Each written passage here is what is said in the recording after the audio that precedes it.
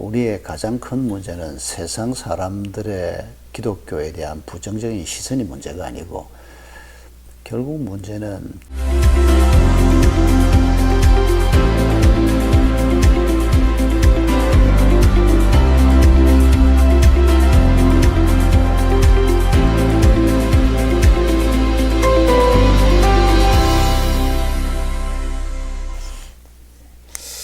우리 한국교회에 대해서 제가 뭐 안 여쭐 수가 없는데요.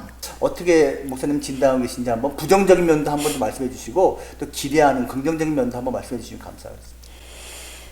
이게 뭐 우리가 다 지금 뭐 경험하고 있는 대로 불과 한 130년 만에 기독교가 일반 양심적인 비그리스도인들이 보기에도 기독교가 상식 이하의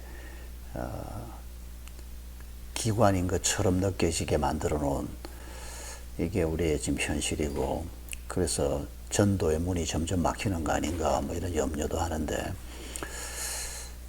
그러나 저는 가끔씩 그런 생각을 해봅니다. 뭐 오늘 한국이 기독교에 대해서 부정적인 인식도 많이 있고 또 기독교인들의 실수도 많이 있었지만은, 그러나 정말 사도 바울이 에베소에 처음 들어갔을 때보다 오늘 한국이 정말 더 어려울까? 절대 그렇지 않다고 생각합니다. 여러 가지 면에서 뭐 사회적인 측면이나 뭐 경제적인 측면 모든 걸 다 종합해서 그 열악한 시절에 그 전도하다가 그 폭력적인 공격을 당하는 일이 적어도 대한민국에는 없지 않습니까? 아직까지는. 그러니까 어쨌거나 지금 우리가 처해 있는 상황은 괜찮다고 생각합니다. 그리고 우리의 가장 큰 문제는 세상 사람들의 기독교에 대한 부정적인 시선이 문제가 아니고 결국 문제는 나나 우리 그리스도인들이 정말 하나님의 말씀을 바르게 붙잡는 복음의 능력을 우리가 제대로 경험하는, 정말 복음의 능력, 거룩의 능력, 성령의 능력을 우리와 교회가 제대로 경험한다면 뭐 세상이 가지고 있는 부정적인 인식 같은 게 뭐가 문제겠습니까?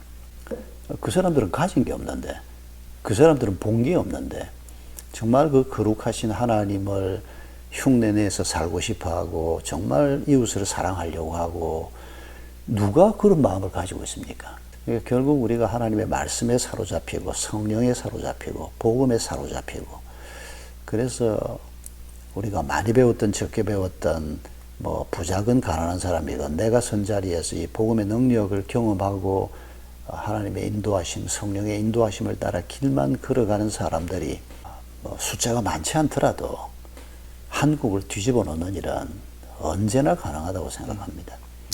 그래서 그동안 좀 실패가 있었지만은 뭐 우리 뭐 130년밖에 안 되지 않습니까? 뭐 우리가 뭐 십자군 전쟁 같은 그런 못된 짓을 한 건 아니니까 그래도 만회할 수 있는 사회적인 인식을 바꿀 수 있는 길은 얼마든지 있고, 그리고 부분적으로 그런 거 많이 본다고 생각합니다. 뭐 사람들이 부정적인 생각을 가지고 있다가도 진실된 사람 한 사람 딱 만나면 확 바뀌는 걸 보거든요. 뭐 대표적인 게 분당 생물교회에 대해서 그 아프간 피납 사건 그거 가지 말라는 걸 가가지고 그 난리를 떨고 뭐, 근데 우리 교인들은 실체를 알거든요. 네. 그런 사람 만나면 내가 그 교회 집사인데 그 당신 알고 있는 거 그거 맞지 않습니다. 그래서 오히려 그게 대화가 되고 그게 전도의 과정이 그 계기가 되고 해서 교회 출석하는 사람들이 있었습니다. 네.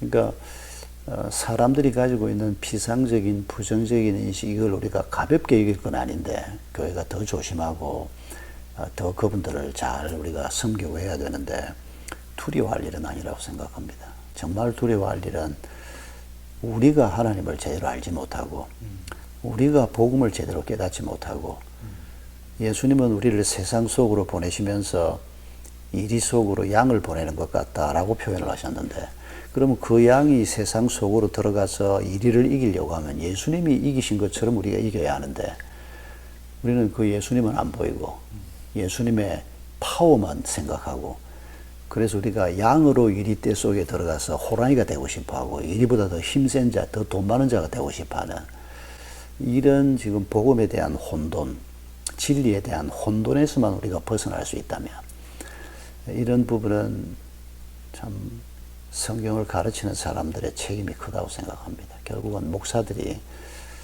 교회에서 제대로 가르치지 못해서 생기는 결과물이라고 생각하는데, 저도 제 자신을 돌이켜보면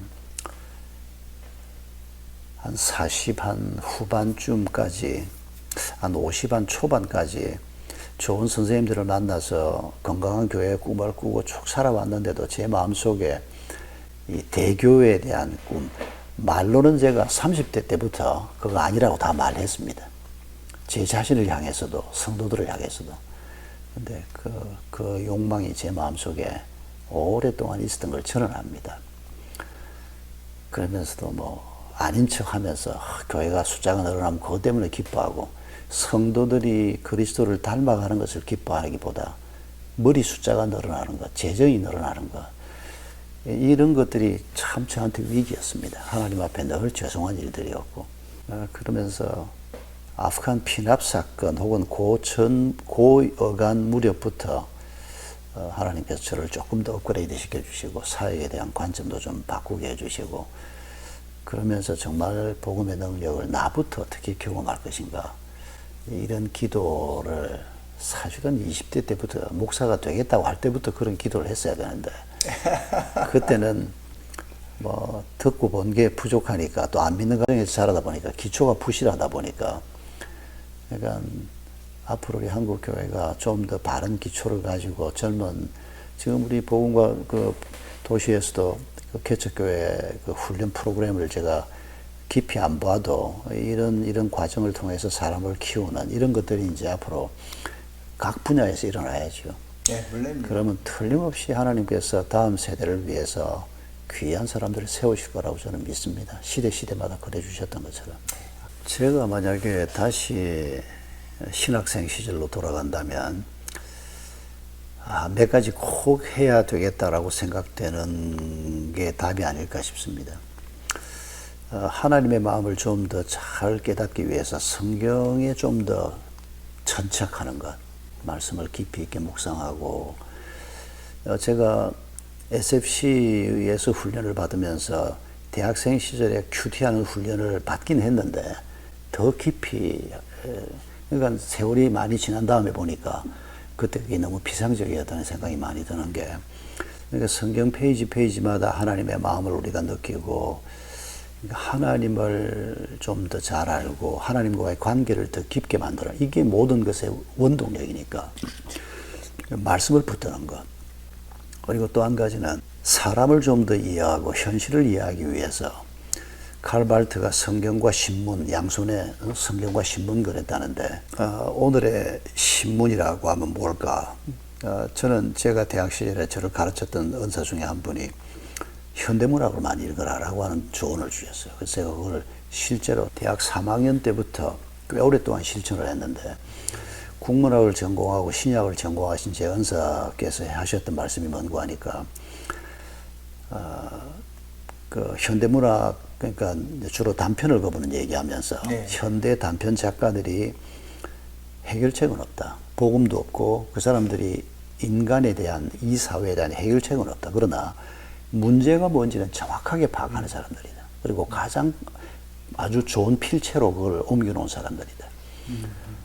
제가 거기 굉장히 그 감동을, 도전을 받고, 그날 제가 광복동 내려가서 그때 막 발간되기 시작한 문학 사상을 제가 정기 구독을 하기 시작했습니다. 정말 그분 그 한마디가, 고수의 한마디가 저한테 큰 도움을 줬습니다.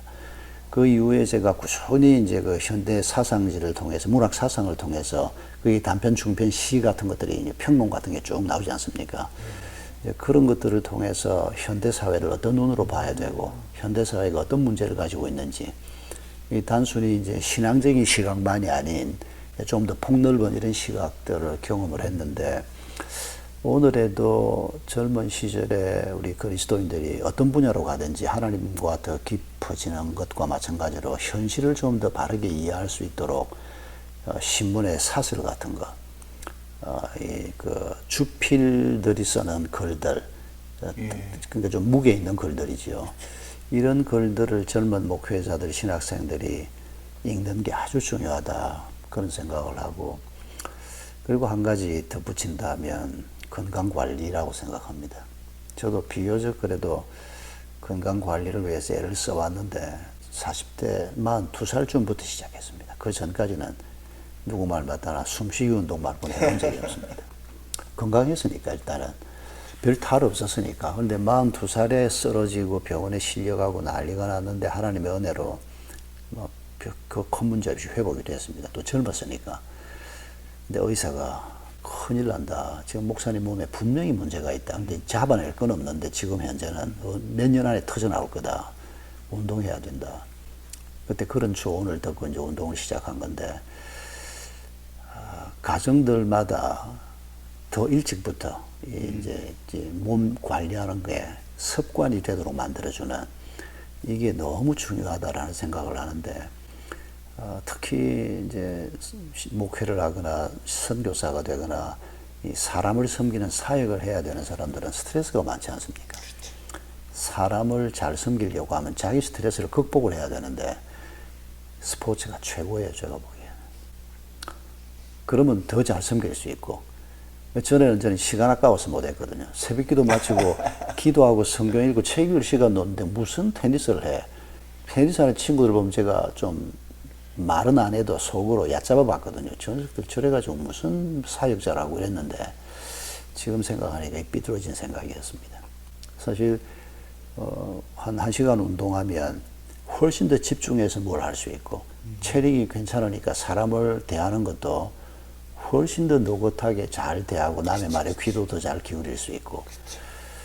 그래서 하나님을 좀 더 잘 알고 하나님의 마음을 품는 훈련. 이걸 일테면 막 성경 읽기란 말 가지고는 충분치 않은데, 그렇죠. 성경 읽기를 중심한 그 하나님의 마음 습득하기, 그리고 현실에 대한 바른 시각 갖기, 그리고 자기 관리. 그 실천적인 면으로서 그러니까 성경을 연구하고 운동도 열심히 하고 문학 책 같은 데도 가까이 하고 실천적인 면에서도 뭐 아주 어려울 것 같지는 않아요. 할 수 있는 것 같아요.